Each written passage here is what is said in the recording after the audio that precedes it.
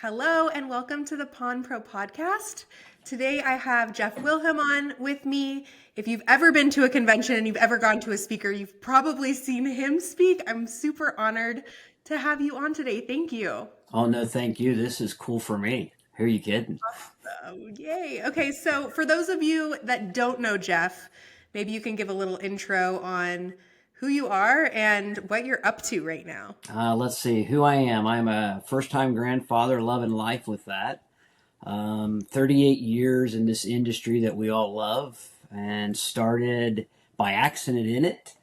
And out of that 38 years, I spent 15 years on a counter every day and working the counters on and off. And just enjoyed something that's been a lot of fun and had the blessing of working with so many amazing people and so many people who mentored me to understand this business and people a lot better. And then I'm an avid reader. I'm an avid sports person, and that's the nutshell of it all. You know what I love about that intro is that it's beyond career. It's like so much, who you are is so much more than being a super successful multi-store operator, which is what we're going to talk mostly about today. But I always think it's a really good practice to introduce yourself by something other than I'm the CEO of Bravo Store Systems. We're a point of sale company that provides that's just such a small slice of who we actually are. So I love that. And Todd, I'm grandfather now. That's how it works, and That's loving how it life works. because of that. Yes, I love that. So you recently were part of a acquisition, Hmm. and you are currently consulting with some friends and family kind of companies, all sizes, which I think is really cool. Because obviously pawnbrokers with stores of all sizes listen to this. So just because Jeff's on doesn't mean that this is like only for multi-store operators. I was thinking that we could really focus today on getting ready for 2025. Right. What that means, how you start thinking about that, planning for it, budgeting perhaps, setting goals, getting your team aligned. So, what's the first thing that you start to do as you start to plan for a new year, just business wise? Oh, it would really be where we are within our vision or where we thought we would be, and that would be where I would start everything. 3 years, 5 years, forecasting out, and that's where it starts. And someone always asked me actually, someone asked me this week, a client asked me, when did you start budgeting? I said, as soon as that month ended. Mm-hmm. And so and for the next year or so, absolutely. So you can change it, but at least you have an idea where you're going. So you're not stressing out about it when you get there. Everyone hates to do budgets, and I used to be that person. And then when we started simplifying budgeting monthly versus annually, but annually how it turned out, it minimized our mistakes in our budgeting process and it gave us way more clarity on where we were going and where we were actually at. And that would be the one thing I would say is don't wait till you have to budget before you need to budget. And so, how would you start going about a budgeting process? Do you look at past expenses basically? Are you looking at revenue projections? I know it's probably a mix of these things, but where would somebody start if they've never done a budget? I would always tell everybody do 6 month run rate. What are your behaviors telling you for the last 6 months your business is doing? Good, bad, right, or wrong, it's all good. And that's Yeah. where I would say, what does the last 6 months snapshot tell you? If you're trending up 3%, do you believe you'll still trend up 3% in the following 6 to 12 months? If you're trending down, do you believe you'll be able to turn that to trend up? So we always looked at everything quarterly and well, let me rephrase it. We looked at everything month versus month and then quarter versus quarter. We didn't really care what we did last year. We knew it, but budgeting was based on what we did last year. So we already knew Yeah. we were going to beat last year based on our current budgeting process that we're doing now.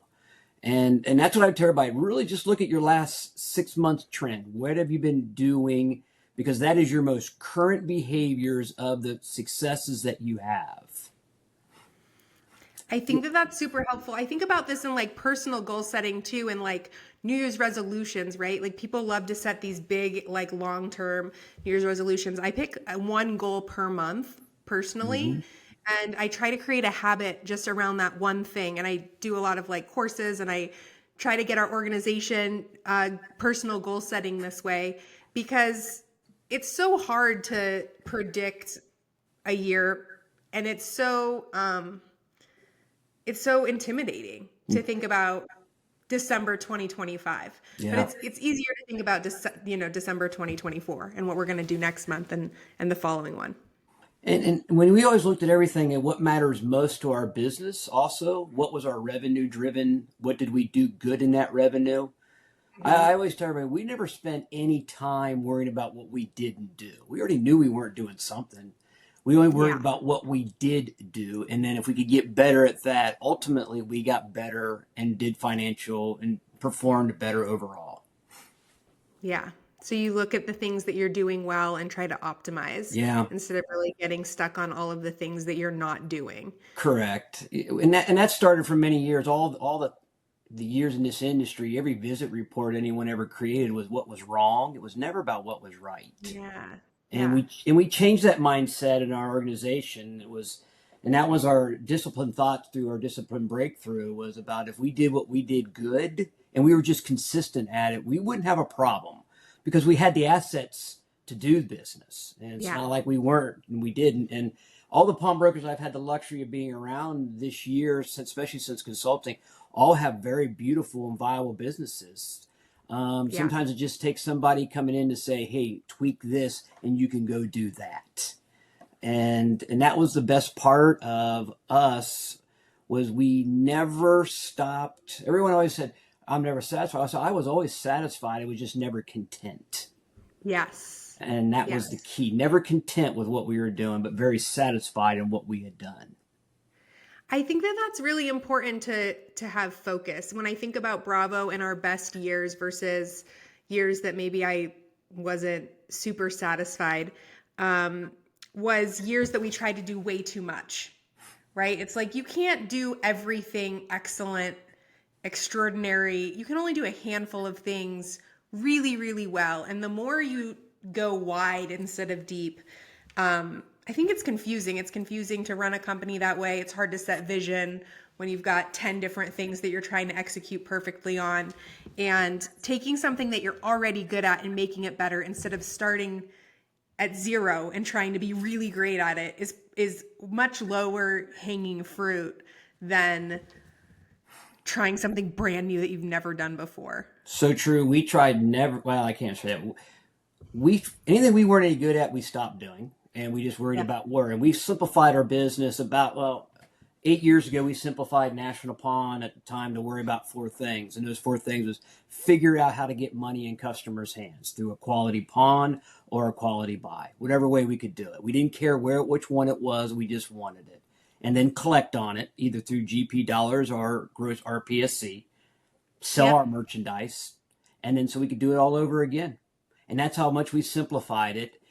And we had some other cool things that went along with it, but it all tied into those four things. And I'm not that bright. Someone taught me that 38 years ago, who was in pawn industry for 72 years, and that's what they did. And he was successful year after year. So I thank him for teaching me that many, many years ago, and I just never forgot it. That's just like such a simple little flywheel of dollars in Ah, customers' hands, collection, and back around, yeah. right?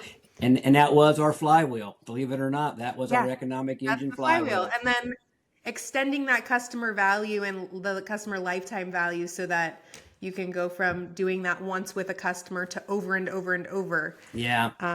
is how to build the success, right? It's amazing when you realize what your economic engine is and what each person can bring to, or what each customer can bring to it. And then when you figure that out and then you have the data that supports it. I never wanted to use technology as to be my accelerator. I wanted to use technology to be the answers to our behaviors, which then accelerated our business either way. So that Yeah. was the ultimate goal for what we were trying to accomplish, or anyone's trying to accomplish. All the clients that I've worked with since July have all been simplifying what they do. And I start with, what transactions are we doing? And this is how simple it was. And if you just added $1 to what you've already done, how much better could you have done? And you did nothing wrong prior. And then that $1 is massive by the end of a year. And it's amazing how many of them really get it and start with where we're at. And if we would have did one, where could we have gone? Yeah. And not give you anything new. We never had a silver bullet. There was never a silver bullet. And pawnbrokers Hmm. are famous for looking for the new quick fix. Well, there's not a quick fix because you eventually can't sustain that. But when you can sustain what you do, you'd never worry about what you're doing. Yeah, in like the oldest industry in the entire world, there is no quick fix. It's Hmm. consistency and persistence, and customer service is really how to best build. Yep. And it's funny that you said $1 to every transaction, because growing up, my dad would always talk about, we added $3 to this kind of buy transactions and $4 to this type of pawn transaction and $3 to this type of like everything was based on a really incremental, digestible Mhm. dollar increment per type of transaction, which adds up, single store, multi-store, whatever, in a really meaningful, impactful way. And it's not so hard to think about, I'm going to add $100,000 to my loan balance this year. It's like, I'm going to add $1 to every transaction Yeah. and do that. That is, and when you get to there, and $1 doesn't seem it's not very exciting. Everyone gets excited, but at the end of the year, it's a very large transaction when you add it all up. And that was our secret sauce is how could we do $1 more per transaction next year, and then the next year, and the next year, and then we would be able to sustain as long as we had the assets, we Yeah. could sustain our revenue stream, and our flywheel would always be spinning. So when you go into businesses for consulting, are there a handful, is there a checklist of things that kind of everybody can improve upon just in general, or is it different for every store that you go into? What's that like? I would say it's always going to be different because each business is different. But my message is always the same before I walk in. I always ask her, just tell me what you think you do well. That's all I care about. I don't want to know what Mm. you don't do. And then they tell me that. I said, now tell me what your transactions are in these 5 categories for the last 3 months. And then we'll go from there because that's the behaviors that you're currently witnessing or executing on now. And I'm a huge behavior human science person. I read people very, very well. I have mentalist skills. I've studied all that cool, neat stuff. And you just realize this is what we do. Here's how we do it. Now, how can we get one more of something within these 3 or 4 things? And then it just takes care of. So that byproduct's been the same, but that's been my success in this industry for 38 years is what did we do well? And let's just focus on it. And there is no magical 8 ball. I always tell everybody, just figure out how to put money in customer hands when it makes sense for us and them. Yeah. Yeah. But everyone wants to overthink it. And there's no wrong or right. Clients do what they think's right for their business, and you can't blame them. And again, they have a viable business; they're doing something right. Now, how Yeah. can we help you do maybe something just a little bit better, which then will either simplify their life or make their life more miserable, depending on how they look at it, from that part of it. So there's no secret. It's just about what are you good at now, in your opinion, and what are your transactions in these 5 categories for the last 3 months? Because now we can break it down. That's such a less intimidating way of thinking of bringing in a consultant. Like when I think about bringing in consultants, it's like you sort of get insecure about all the things that they're going to find that you're doing wrong. I think without a consultant and looking at your business, really focusing on what's going right is such a mental shift from what's not working that we can do better. I just love that. And I've never really thought about that. And as I'm 2025 planning, I'm thinking about that now. Tally, that was huge for us. As a company, we took a company that was probably believing they were a top-down organization 8 years ago and flipped them completely around and became a bottom-up organization. Means whatever works for those of folks who are doing all the work is what we Yeah. had to focus on, and how do we make it simpler for them, which then ultimately the byproduct was what we were able to achieve in our success in our of the acquisition of them, them buying us this year. The other thing that I think is really interesting, and I do this a lot too, is let's just look at the number. Good, bad, it doesn't matter what the number is. Can we get to a number and benchmark it? And then from there, the work starts.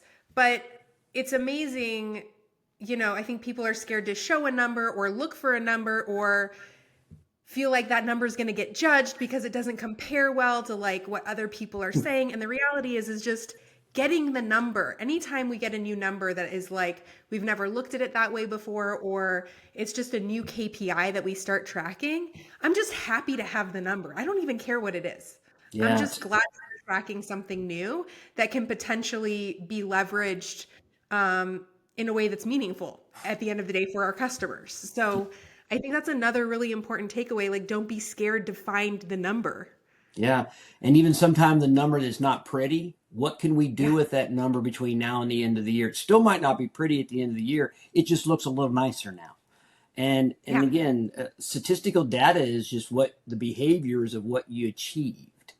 And most people don't understand it. They want to find a reason why something didn't. Well, it's based on what we did. That's our reason why. And there's always going to be one-offs. There's always going to be this or that. But the behaviors of your organization, the behaviors of your teams are what determine the success of your companies for today, tomorrow, and the longevity of what will happen in the future. And most people don't get that. Our industry's been very, very, very successful not worrying about tomorrow because we just never had to. In today's world, the industry has no choice because it's changing faster than it's ever changed in all the years that I've been in it. And we've gotten spoiled, and we've not always had to worry about things, but things are going to change where we have to become a little more efficient in figuring out things instead of just hoping things happen because it always did. Yeah. I think all organizations now have to figure out how to be more efficient. Like every conference I go to, not just pawn conferences, software, leadership, like any type of group or, community that I belong to as a business owner has to do with efficiency, and pawn doesn't get the break on that this time. Like the industry has to figure it out. How many employees did you guys have when you sold? 200 plus. At time, high watermark was 205. 205. Yeah. And talk to me about motivating teams. 205, 5 people to 205. It's kind of, people are people. We're at 140, and it does get, there's challenges to growing, but people are people, and motivating people, I don't think it matters the size of your store. You can still motivate people. Yeah. I had a different view on motivation. Motivation is a cool word. Motivation is based on how well you inspire somebody to see what needs to be done and inspire them on what they're able to do within that vision. Not everyone's going to see the whole vision, but they can see a part of that vision. Mm-hmm. And if you can inspire them to understand that part of it, you will get a better focus from their view, which then ultimately they get a different view. Our true success is we told everybody, or let me rephrase it, we shared everything with everybody at every level.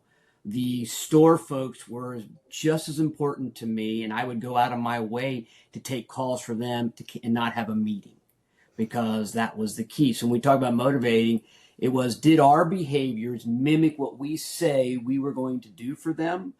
And then self-motivation took care of on its own because they felt heard, they felt listened to, and some of our best ideas came from any focus group that we created. And a prime example is we were able to increase our bilingual staff based on putting together a bilingual focus group. And that bilingual focus group told us how to hire them better than we were currently doing. And we went from being 23% bilingual at the time of sale, 74% of our employees were bilingual. That's incredible. And it was about understanding, and that worked in the Caribbean, and that all came where I learned it, because when I was in the Caribbean for 3 years, I didn't know anything about 12 different islands and what you did or how you hired somebody on these islands. And I just found out from hotels and what they did, and we kind of mirrored it. And it was just about listening to what they were telling us and seeing, could we fit that in our vision as an organization? We worked hard, and we weren't always good at it. Never did I ever think we were great, but we worked hard listening to our people. And when everyone says they have an open culture, our company truly had an open culture. It means Mm-hmm. anyone could talk to anybody about anything. And knowing, when I would hear that's not the chain of command, I said, we have no chain of command. Yeah. Chain of command is whoever has a question, good, We bad, right, operate or wrong. similarly to that. Yeah. I Yeah. think that that's really important. And I also think it's important to know your work there is never done, right? Like there's always improvement in that area. And if you continue to pour into employees being open, having clear vision, the work is never done, but the effort is always worthwhile. Yeah. So any decision we ever made, we asked ourselves three questions, or I had to ask myself three questions. Does it help our customers? Does it truly help our team members? And does it ultimately lead to revenue? Because we couldn't answer Mhm. yes to all three, we didn't do it. Of course. Yeah. But most people don't. Most people don't. They don't ask the three I questions. They just yeah, I ask think that one. that yeah. Yeah. So repeat them one more time. People can write it down. Does it truly help our customers? Does it truly take care of our team members? And does it ultimately lead to net revenue or profits, depending on Yeah. whatever you call that line? Yep. Cool. Um, how did you go about setting vision for your team? Um, Well, long-term vision, short-term vision. Yeah. so I walked into a great situation in the last one. Bob had a vision. It was to change the perception of the pawn industry one customer at a time. So that was his vision. So being someone who reads a lot, that vision was how do you create our behaviors to that same mindset.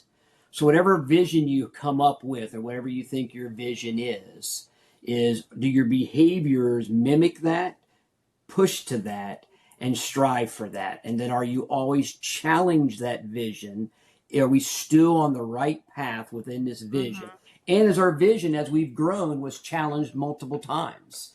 When we've got to, and this is a prime example, when our industry has fought and has not embraced online payments as well as maybe it should have. It's much better now than it was 5 years ago, as you know. That was that didn't go along with our vision, because our vision was how do we change the perception of the pawn? Well, to change perception, you got to have someone in your building, allegedly. Well, Yeah. as soon as you can change the behaviors, allowing them to have the same convenience as anybody else, you immediately start changing the perception of your industry instantly. And our Hmm. industry has always been slow to change. Yeah. I remember writing that in the article 4 years ago. We've always been slow for change. Hmm. But I would really just truly say is, are you truly saying this is what we are, who we are, and what we believe in, and do our behaviors as a company and as a team mimic? My behaviors that I was supposed to follow were the exact same as the brand new, which we call our associates account managers, account managers. There was no different rules. I didn't have any different than they did, and they didn't have any different than I did. I was going to ask, do you hire for that or do you train for that or both? Both. You develop Yeah. it, you hire for it, and you create it through the culture. Yeah. And the culture is based on our behaviors and what we say we're going to do each and every day. And Hmm. every year we challenged what we wanted to do and how we did it. And I recommend this to anyone. We challenged, can we save any money anywhere so we could give it back to our people? And that was the key. What I did know was payroll expense was going to go up higher percent than it ever has, and it's never going to let up. Um, Yeah. and how could we continue to do the business that we were comfortable and produce the income that ownership wanted without cutting payroll? Because that was the last thing I refused to do. I was Yeah. never cutting payroll, and just why I never wanted to diminish revenue for payroll costs. Yeah. Yeah. I think that that's really good advice and for any size company. You mentioned being an avid reader. Mm-hmm.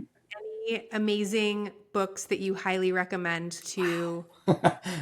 I have 10 of them that I read every year, no matter what. And those 10 keep me driven. And my favorite one, obviously, I read Seven Habits every year, and I've been an avid Seven Habits believer for the last 33 years. Hmm. Certified to teach Seven Habits in a past life. So I give credit to that organization and that vision. Um, Yes. I will always read the GE Way because it was amazing what Jack Welch was able to accomplish, moving 12 very, not just billion dollar businesses in one motion, and no one else ever was. And since Yep. he left, nobody has ever done it since. Yep. And then I'll read Good to Great every year because it's an amazing Hmm. book. It never lets you forget how you got to where you were.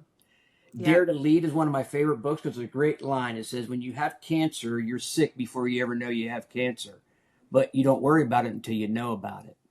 And then you have two Mm-hmm. choices. Do I fight or do I surrender to it? Mm-hmm. Business is the same way. You're either down, do you fight, or do you surrender to being down? Yep. So, I mean, I could keep going on and on and on. There's a great book by Lou Holtz that's out there if you like sports books that are amazing. There's an old book called Leadership Engine. At the time it was written, it was about successful companies. Now, when you read the book, all those companies that in the book it was written, it's about 30 years old now, they have all perished. Isn't that crazy? They've I've all perished. Yes. So when you read the book now, you read it from a whole different perspective of what not to do. And one of my favorite non-books is Green Light. I love Matthew McConaughey's book about green light. It is amazing when you look One of at my what's, favorite books you too. know, and I never thought I'd like it. And I started reading, I couldn't put it down. Then I read it three Hmm. times in a row because it was so awesome. Yeah. I Um, listened to that one, and when I first met my husband, we had both randomly we met in Key West, and we had just finished both reading that book, and we said green light like to each other. And I was like, "Do you know what that is?" And he's like, "Yeah, do you know what that is?" And it was like this like green light. That's a really good book. and then, you don't, we take for granted what something, a red light doesn't mean it's a bad thing. It just means it makes gives you a chance to rethink and refocus. Yeah. Yeah. In I business, also love Matthew McConaughey's just like his reflection. It really like made me a better documenter of like things that I'm learning and lessons along the way and things to take away from certain situations because he was so good at that throughout his yeah. entire life to be able to tell a story that way. Um, I really I Yeah, really think that it's that's cool. and if anyone hasn't read that book, take the time to read it because Yeah. it is a cool book and it talks about life, business, and everything. It just all applies to whatever decision you make. Any relationship you have, it applies. Yeah. All right, so we're a little bit over time. I could talk to you all day long. Before we jump off, for people that are new in the industry, what would be your one biggest piece of advice? For the future of the industry, Yeah. um, wow, someone asked me that the other night, and I said, understanding where you're at and where you need to go. Mm-hmm. And that would be, here's where I'm at, but here's where we need to go, and then actually do the things that you need to be to go there. Our industry hasn't always had to do that. It just came to us. It's not always going to come to us. Mm-hmm. And as time, and it will come, but the expenses are going to go up faster than the revenue stream is, like Yeah. every other business, but we're going to feel it. Our industry is going to feel it the hardest for the first time this many years in a row. We always had a couple year break. We're not going to feel Yeah. that anymore in our industry. So that's what would be my one advice. And know your transaction count month over month, quarter over quarter, because that tells you if you're healthy or not. Mm. Awesome. Well, this has been really, really wonderful. Thank you so much for your time. I appreciate it. Oh, I'm humbled and honored. Thank you. Have a really awesome weekend. You too. Thanks. And Bye. Yeah. congratulations on the Thank soon you. to be birth of your son. Thank you. Thanks.